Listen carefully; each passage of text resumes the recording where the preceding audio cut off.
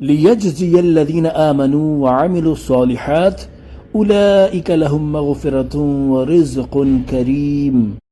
ترجمہ کنز العرفان، تاکہ اللہ ایمان لانے والوں اور اچھے اعمال کرنے والوں کو بدلہ دے، ان کے لیے بخشش اور عزت کی روزی ہے۔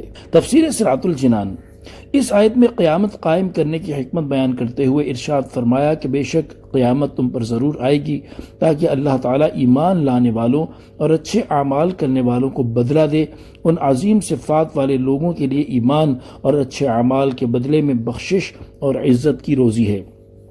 بعض مفسرین نے اس آیت کے یہ معنی بھی بیان کیے ہیں کہ ذرے سے بھی چھوٹی بڑی ہر چیز کو لوح محفوظ میں لکھ دیا گیا تاکہ اللہ تعالیٰ ان لوگوں کو بدلہ دے جو اللہ تعالیٰ اور اس کے رسول پر ایمان لائے اور انہوں نے وہ کام کیے جن کا اللہ تعالیٰ اور اس کے رسول نے حکم دیا، اور جن کاموں سے منع کیا ان سے اپنے رب عز و جل کی اطاعت کرتے ہوئے رک گئے۔ یہی وہ لوگ ہیں جن کے لیے ان کے رب عز و جل کی طرف سے بخشش اور قیامت کے دن جنت میں عزت کی روزی ہے۔ وَالَّذِينَ سَعَوْا فِي آيَاتِنَا مُعَاجِزِينَ أُولَئِكَ لَهُمْ عَذَابٌ مِّن رِجْزٍ أَلِيمٌ۔ ترجمہ کنز العرفان، اور جنہوں نے ہم سے مقابلہ کرتے ہوئے ہماری آیتوں کو جھٹلانے میں کوشش کی، ان کے لیے سخت عذاب میں سے دردناک عذاب ہے۔ تفسیر صراط الجنان۔ اس سے پہلی آیت میں قیامت کے دن اہل ایمان کا حال بیان کیا گیا، اور اس آیت میں کفار کا حال بیان کیا جا رہا ہے کہ جنہوں نے ہم سے مقابلہ کرتے ہوئے ہماری آیتوں کو جھٹلانے میں کوشش کی اور ان پر اعتراضات کر کے اور انہیں شعر اور جادو وغیرہ بتا کر لوگوں کو ان کی تصدیق کرنے سے روکنا چاہا، ان کے لیے سخت عذاب میں سے دردناک عذاب ہے۔ یاد رہے کہ اللہ تعالیٰ کی آیتوں میں کوشش دو طرح کی ہے، ایک اچھی اور دوسری بری۔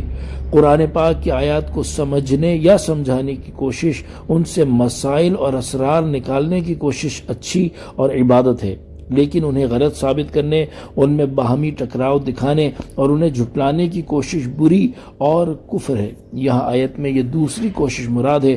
کفار کی جانب سے قرآن پاک کی آیتوں پر اعتراض وغیرہ کا مزید بیان اسی صورت کے آخری رکوع میں آئے گا۔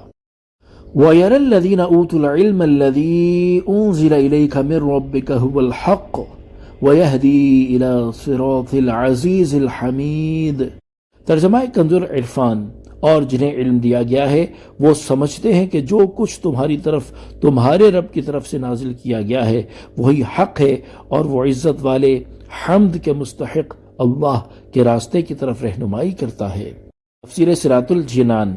اس آیت میں اہل ایمان کا حال بیان کیا جا رہا ہے کہ رسول اللہ صلی اللہ تعالی علیہ وآلہ وسلم کے اصحاب رضی اللہ تعالی عنہم یا اہل کتاب میں سے ایمان لانے والے جیسے حضرت عبداللہ بن سلام اور ان کے ساتھی رضی اللہ تعالی عنہم، وہ جانتے، دیکھتے اور سمجھتے ہیں کہ جو قرآن اللہ تعالیٰ کی طرف سے اس کے حبیب صلی اللہ تعالی علیہ وآلہ وسلم کی جانب نازل کیا گیا ہے وہی حق ہے، اور وہ قرآن عزت والے اور حمد کے مستحق اللہ تعالیٰ کے راستے یعنی دین اسلام کی طرف رہنمائی کرتا ہے۔ صلو علی الحبیب صلی اللہ تعالی علی محمد صلی اللہ تعالی علیہ وآلہ وسلم۔